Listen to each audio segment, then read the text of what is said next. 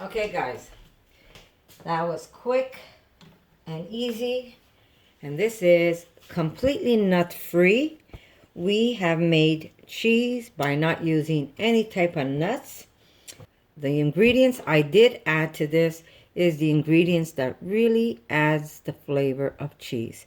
So you could actually make cheese with any kind of food that you have at home, really. A little bit of garlic, miso, I used rice, I used oats, something very simple that everybody has at home.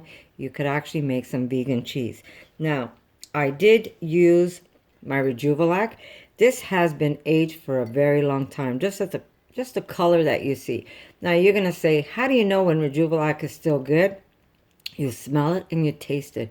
If it smells like cheese, tastes like cheese, you know you have very good aged REJUVELAC.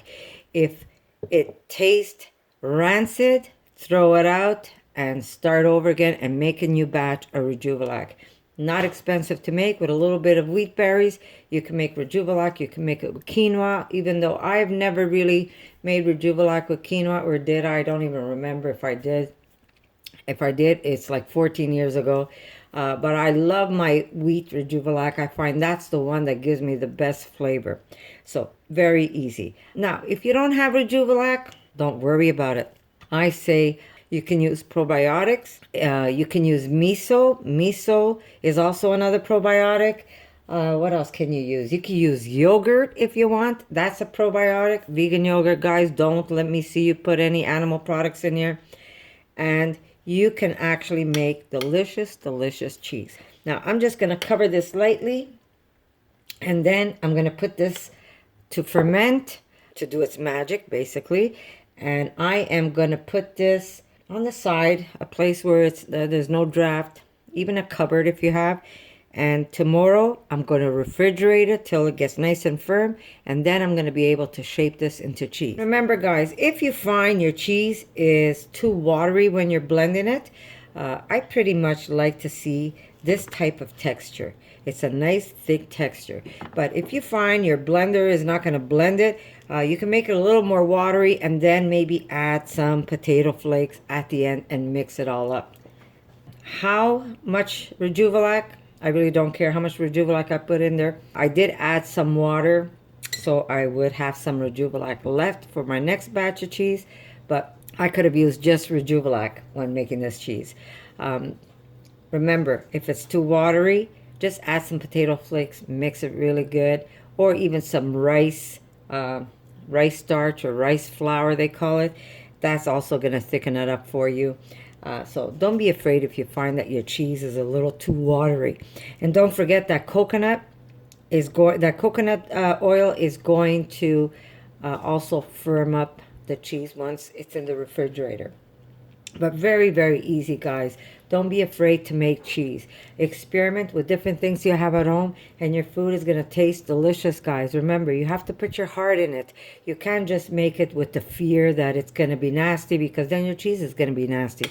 But if you put all that love and compassion in your food, that's all you're going to get is delicious food. Now, if you want blue, this is the time when you could start adding some blue in it.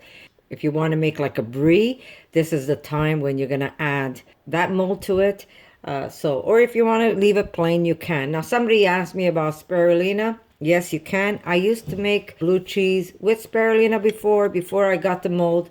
You can use that just by adding a little bit of that color here and there. What I would suggest you do, if you check my older videos, is take some of your cheese, mix the spirulina in it, and then as you make your cheese, you kind of put some of that blue in it. So you don't have to use penicillium. You can actually use spirulina when you're making your blue cheese. It's not going to have that strong blue taste, but it's still going to be delicious.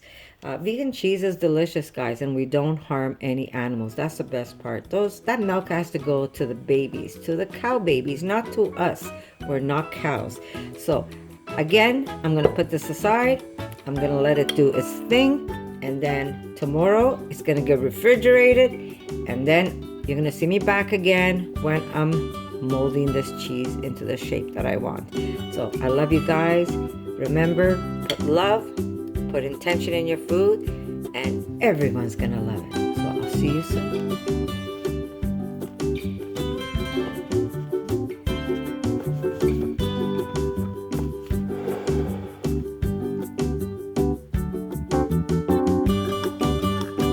For more videos like this, make sure to subscribe to Connie's RAWsome Kitchen, give it a thumbs up, and share it with your friends.